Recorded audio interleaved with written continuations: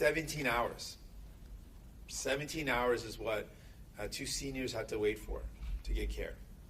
17 hours. This is a problem. We, as Canadians, hold our healthcare really dearly. It's something that we're proud of. We are proud that we take care of each other. But for Pierre and Marie-France, that's not good enough. We got to do better than that. And so at this time when people are looking at the United States threatening us, Donald Trump threatening our country, people are saying, we're going to fight back. We're proud of what we have. We're proud of our country. And we're proud of our values as Canadians. And one of those values that we hold very dear, we hold so dearly, is the idea that we believe in taking care of each other. We believe in taking care of our neighbors. And what represents that value is our universal healthcare system, a public healthcare that's universal, that's there for you when you need it. That represents who we are as Canadians, that we want not just ourselves, but our neighbors to be looked after. We believe in that.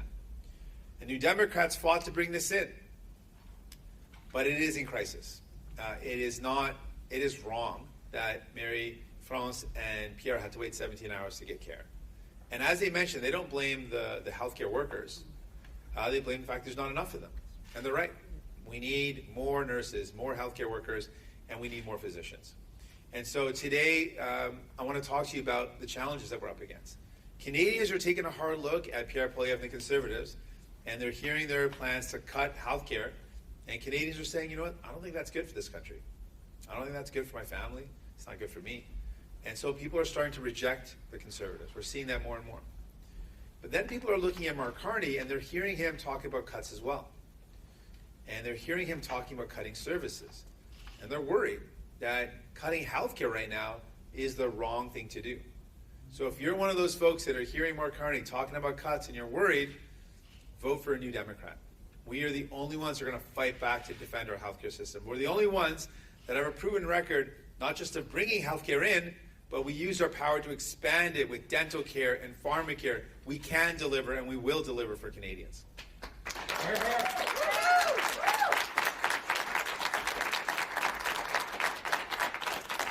So while we need to invest in all healthcare workers, particularly nurses and healthcare workers in general, and frontline care workers, today I want to talk about our plan to increase the number of physicians. I believe that everyone in our country should be able to have a family doctor. I think that is a fundamental thing we need in our healthcare system. We need it. We need it. And so to achieve that, here's our plan. First of all, there are thousands and thousands of trained physicians who have gotten international training, whether they're Canadians that were born here or Canadians that came here. There are thousands of folks that have trained across the world, have met the qualifications, and are here in this country, and the only reason why they can't practice, why they can't actually care for patients, is because they haven't been able to find a spot in residency.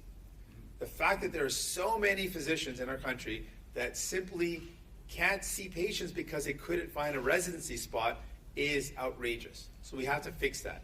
So my plan is to open up 1,000 more residency spots across this country so we can actually get those physicians to be qualified in our country.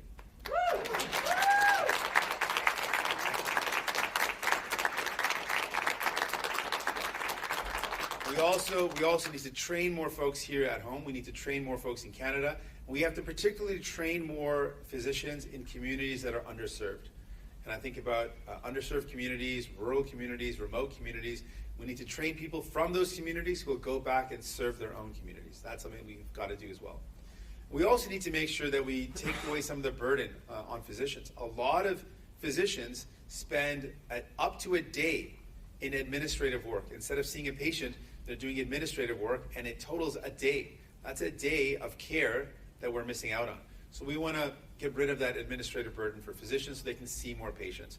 That means getting rid of some of the work. One of the things we said is, for example, people shouldn't need to get a doctor's note. If you're sick, we can trust a worker to be sick, and they don't need to clog up the emergency room or clog up the doctor's office by having to get a doctor's note. And then finally, to incentivize provinces to do this, to encourage and incentivize, we're going to offer a 1% increase in healthcare transfer for provinces that sign on to this idea, sign on to this plan of increasing family physicians in that province.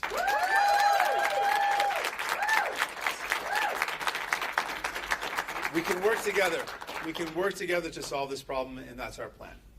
You know, Mark Carney wants to give tax cuts to the ultra-rich and cut your health care.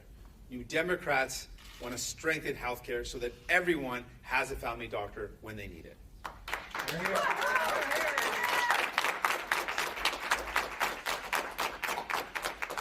Donc, je veux remercier d'abord Marie-France et Pierre pour partager leur histoire.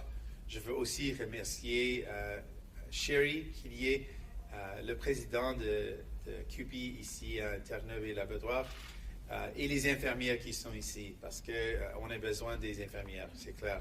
On a besoin de tous les travailleurs en santé. Et c'est important de noter l'histoire que Pierre et Marie-France ont partagée, ça brise le cœur. Le fait qu'on a des personnes âgées qui ont attendu 17 heures dans un centre d'urgence pour recevoir les soins. Et c'est inacceptable. C'est complètement inacceptable. 17 heures, non. On ne peut pas continuer comme ça.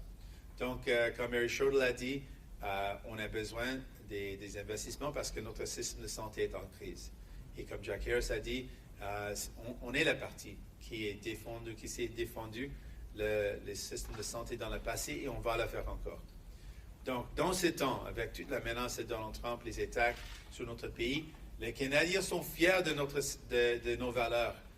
On va résister à Donald Trump parce que nous sommes fiers que dans notre pays, on prend soin les uns des autres. Et notre système de santé représente cette valeur. Mais malgré le fait que c'est une fierté, et malgré le fait qu'on s'est battu pour réaliser les soins de santé, c'est un système qui est en crise. Donc, on doit le régler.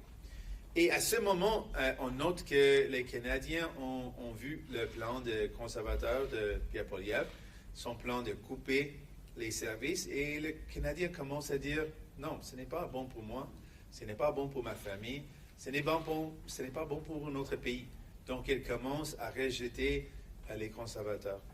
Mais de plus en plus, les gens sont inquiets parce que Mark Carney parle souvent de couper les services pour les gens, pour donner des coupures d'impôts pour les millionnaires. Et les gens sont inquiets par ça.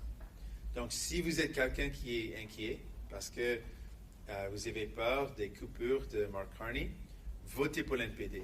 On est là pour défendre notre système de santé et pour améliorer notre système.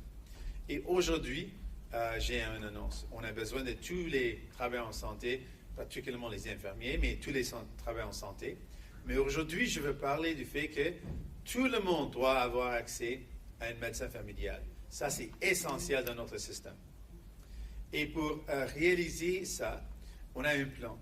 D'abord, on a des dizaines de milliers de médecins qui sont formés, qui habitent ici au Canada, qui sont des Canadiens, mais ils ne peuvent pas soigner les patients parce qu'ils n'en pourraient pas trouver une résidence pour compléter leurs études.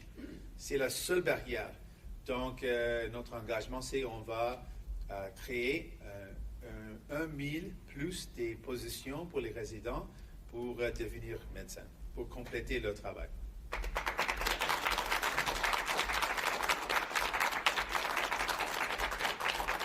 En plus, on doit aussi former plus de gens dans notre pays.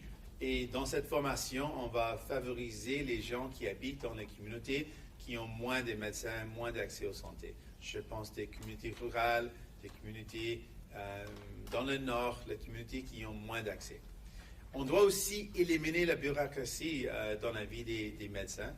Souvent, on a des médecins qui travaillent un jour au moins pour faire le travail bureaucratique au lieu de soigner les patients. Donc, on doit changer ça. Et pour encourager les provinces de travailler ensemble avec ce plan, on va donner 1% plus des transferts pour les provinces qui sont d'accord avec ce plan d'augmenter les nombres des médecins familiales. Ça, c'est un plan qui va fonctionner.